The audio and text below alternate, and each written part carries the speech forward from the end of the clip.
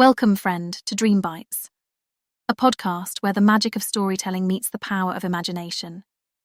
Each episode is a warm invitation to explore a world unlike any other, carefully crafted to transport you to new realms of wonder. So, find a cozy spot, settle in, and let the friendly voice of our narrator be your guide on this exciting adventure. And now, dear listener, it's time to embark on today's delightful story.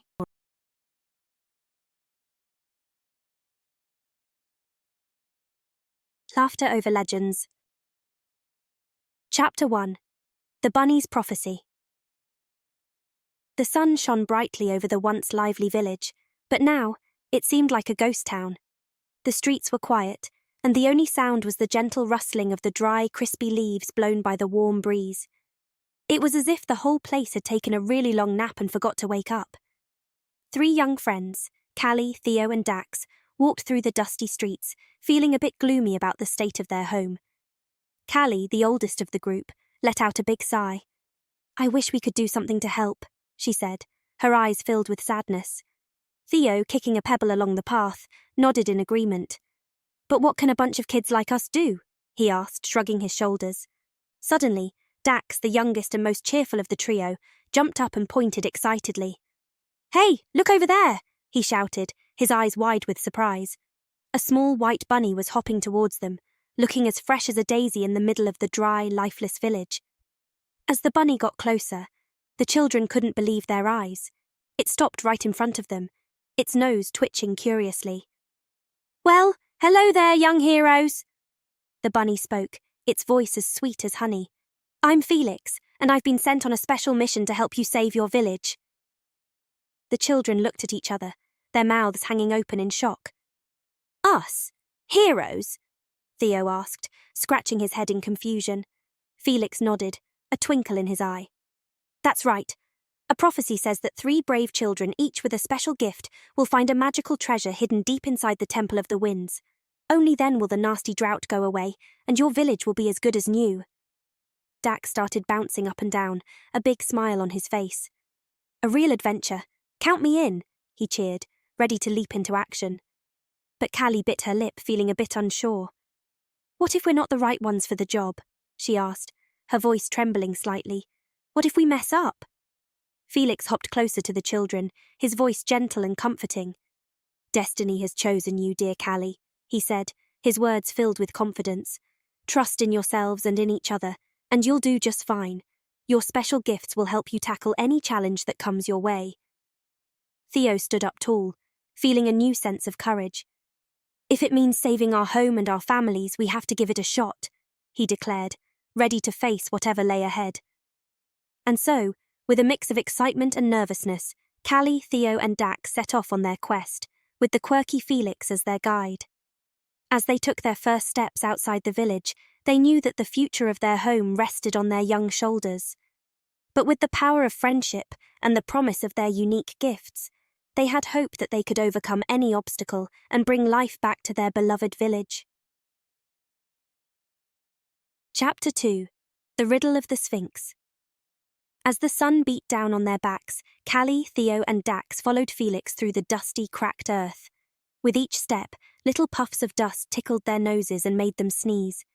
"Achoo!" Dax let out a big sneeze, making everyone giggle. "Bless you," Phelix said with a smile. "Are we there yet?" Dax asked, wiping his brow. "My feet feel like they're turning into pancakes." Phelix chuckled and turned to the young boy. "Don't worry, Dax. We'll be there soon. Just keep your chin up and your feet moving." Suddenly, a giant stone sphinx appeared out of nowhere, like a magic trick. Its eyes sparkled with mischief as it looked at the children. "Well, well, well," the sphinx said in a deep, rumbling voice. "If you want to pass, you'll have to solve my riddles 3. If you fail, your village will never be free." Callie's heart raced faster than a speeding cheetah, but she tried to be brave. Theo stepped forward, his voice shaking a little. "We accept your challenge, Sphinx." The Sphinx grinned and asked, "First riddle, what has a face and 2 hands but no arms or legs?" Dax scratched his head, thinking really hard. The seconds ticked by, and everyone held their breath. Then, Dax's eyes lit up like fireworks. "A clock!" he shouted. The Sphinx nodded, looking impressed. Correct. Second riddle. What gets wetter the more it dries? Callie closed her eyes, trying to block out the pressure. She took a deep breath, the hot air making her feel like she was breathing in an oven. Just as she started to feel a little hopeless, Theo snapped his fingers, a big grin on his face. A towel! The Sphinx narrowed its eyes, making the challenge even harder. Well done. Final riddle. What can you catch but not throw? The trio went silent, their minds racing faster than a speeding train. The sun felt like it was getting hotter and hotter, and they started to feel a little worried. But Phelix watched calmly, believing in them with all his heart. Minutes went by, and the children started to lose hope. But just as they were about to give up, Dax's eyes went wide, and a light bulb went off in his head. A cold. You can catch a cold, but you can't throw it. The Sphinx let out a big booming laugh that made the ground shake. Brilliant! You have earned the right to pass, it said, stepping aside to show them the path to the temple. The children cheered and laughed, feeling like they had just won the world's biggest game. They had faced their first big test and come out on top, their friendship and trust in each other growing stronger with every step. As they continued their journey, the Temple of the Winds waiting for them in the distance, they knew that together they could take on anything that stood in their way, no matter how silly or scary it might be. Chapter 3. The Labyrinth of Laughter. As Callie, Theo and Dax approached the ancient doors of the Temple of the Winds, they couldn't help but feel a bit nervous. The doors creaked open, revealing a dark and twisty passageway that seemed to go on forever. Well, this looks like a barrel of laughs, Dax said with a grin, trying to lighten the mood. Phelix hopped forward, his white fur shining like a nightlight in the gloom. Welcome to the Labyrinth of Laughter, young heroes, he said, his voice bouncing off the walls. Get ready for a maze full of giggles and magic. Theo took a deep breath and puffed out his chest. I'll go first, he said, trying to sound brave. We've come this far, and we can't turn back now. As they stepped into the labyrinth, the air felt tingly, like they were being tickled by invisible feathers. Suddenly the walls started to move and change, turning into a dizzying maze of twists and turns. Ghostly laughter filled the air, making their skin feel all prickly. Stick together, everyone, Theo whispered, reaching for Callie and Dax's hands. We don't want to get lost in here. They tiptoed forward, their footsteps echoing in the spooky silence. Out of nowhere, a silly-looking ghost appeared, grinning from ear to ear. To pass, you must face your biggest fears, it cackled, dancing around them in circles. Laugh in the face of what brings you to tears. And with that, the ghost disappeared in a puff of sparkly smoke. Theo's face turned as white as a sheet, and his knees started to knock. But Callie put a comforting hand on his shoulder. It's okay to be scared, she said softly. We're in this together, no matter what. Dax nodded, his smile as bright as ever. Yeah, Theo. Plus, I've got some jokes that'll make even the scariest monster giggle. Theo managed a wobbly smile, feeling braver with his friends by his side. They kept going, laughing their way through the silly traps and tricks the labyrinth threw at them. Doors that led to nowhere, mirrors that made them look like funny cartoon characters, and more whoopee cushions than they could count. As they turned a corner, Callie spotted a weird message on the wall, glowing faintly in the dark. She ran her fingers over the old letters, trying to figure out what it meant. It's a riddle, she said, her eyes shining with excitement. In the heart of laughter, true courage is found. Speak the words that turn fear upside down. Theo's eyes went wide. Upside down, like a smile. Callie grinned, ready to save the day with her love of poetry. Laughter in the face of fear, a smile to conquer doubt, she said, her voice strong and clear. With courage and with friendship near, we'll find our way out. As soon as she finished, the labyrinth started to change again. The walls opened up like a magic curtain, showing them a shimmery doorway that led to the heart of the temple. The laughter that once seemed scary now sounded like a big, happy cheer for their bravery. You did it, Callie, Theo shouted, picking her up in a big bear hug. Your magic words saved the day. Dax bounced up and down, his laughter filling the air. Who needs a sword when you've got a poem? He said, striking a silly superhero pose. As they walked through the doorway, Phelix hopped alongside them, looking as proud as can be. You faced your fears and found courage in each other, he said, his voice warm and full of love. "That's the real magic, the power of your friendship."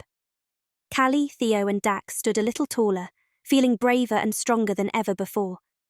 They had made it through the labyrinth of laughter, not just because of their own special talents, but because of the laughter, the love, and the unbreakable bond they shared. As they ventured deeper into the temple, ready for whatever silly or spooky challenges lay ahead, they knew that together they could face anything the world threw at them and come out laughing on the other side. Chapter 4: The Magic of Friendship. As Callie, Theo, and Dax entered the heart of the Temple of the Winds, their eyes grew wide with wonder. The chamber glowed with a soft, magical light, and in the center stood a shimmery pedestal holding a small, fancy-looking wooden box, the treasure they had been searching for. The trio stepped closer, their hearts beating faster than a drum solo. But just as they reached for the box, a gust of icy wind whooshed through the room, and a grumpy-looking figure appeared out of thin air. It was the cranky god who had cast the drought on their village, and boy did he look mad. "How dare you little munchkins meddle in my business?" the god boomed, his voice shaking the temple walls. "You think you can just waltz in here and take my treasure?" Theo stepped forward, his legs feeling like jelly, but his voice steady. "We're here to save our village," he said bravely, "and we've got something more powerful than your magic, something you've forgotten about." The god let out a big, grumpy harumph. "Oh, really? And what might that be, Pipsqueak?" Callie and Dax joined Theo, their hands linked like an unbreakable chain. "The magic of friendship," Callie declared, her words ringing through the chamber. "A bond that's gotten us through every crazy adventure and every obstacle." Dax grinned, a giggle bubbling up inside him. "And don't forget the power of laughter," he added, his eyes twinkling like stars. "Laughter that can brighten up even the gloomiest of days." The god looked taken aback, like he'd just been booped on the nose. Phelix hopped forward, his fur shining with a magical glow. "These kids have faced their fears, solved riddles, and learned to trust in each other," the wise bunny said. "They've discovered a magic far greater than your grumpiness, the magic of friendship, laughter, and love." As if on cue, Callie, Theo, and Dax burst into a fit of giggles, their laughter filling the chamber and making the air sparkle with joy. The god's frown slowly turned upside down, and he couldn't help but crack a smile. "Maybe I've been a bit of a grumpy pants," the god admitted, his voice softening. "Your laughter and friendship have shown me the power of the human spirit and the true magic that lies within your bond." With a wave of his hand, the god lifted the drought from their village, and the chamber filled with a warm golden light. "Go now, little heroes," he said, his eyes misty with emotion. "And always remember that the real magic was inside you all along." Callie reached for the wooden box, her fingers trembling with excitement. As she opened it, a burst of shimmery light spilled out, wrapping them in a cozy hug. The artifact inside seemed to dance with the very essence of life, promising a brighter future for their village. The journey home was filled with more laughter and silly stories than ever before, their hearts lighter than a feather. As they shared tales of their adventures, the once dry landscape started to wake up, with tiny green sprouts poking through the earth like little green high fives. When they finally reached the village, the sight before them made their hearts sing with joy. The earth was lush and green, and the air was filled with the happy sounds of their friends and family, their laughter and happy tears mixing together like a big warm hug. Callie, Theo, and Dax were welcomed back like the heroes they were, their bravery and never-give-up attitude celebrated by everyone. As time went on, their adventure became the stuff of legends, a reminder that even when things seem hopeless, there's always a reason to smile when you've got the magic of laughter and the unbreakable bond of friendship on your side. And as the village thrived once more, its fields bursting with colour and its streets filled with the giggles of children, Callie, Theo, and Dax knew that the true magic they had found would be a part of them forever, a shining light to guide them through whatever silly or scary things life might throw their way.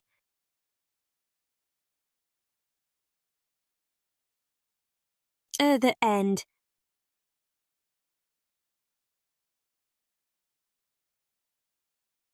And there you have it, dear listener. Another enchanting journey brought to life by the magic of storytelling. We hope that this tale has sparked your imagination and left you with a sense of wonder. As we close this chapter, remember that there's always another story waiting to be discovered. So keep your sense of curiosity alive and join us again for the next episode of Dream Bites. Until then, may your own adventures be filled with the same excitement and delight as the ones we've shared here. And always remember, the power of imagination knows no bounds. Thank you for being a part of the Dream Bites story. See you next time.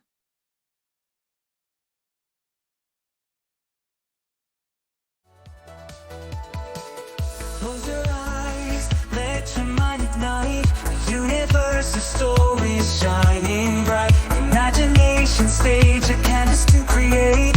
Dream bites with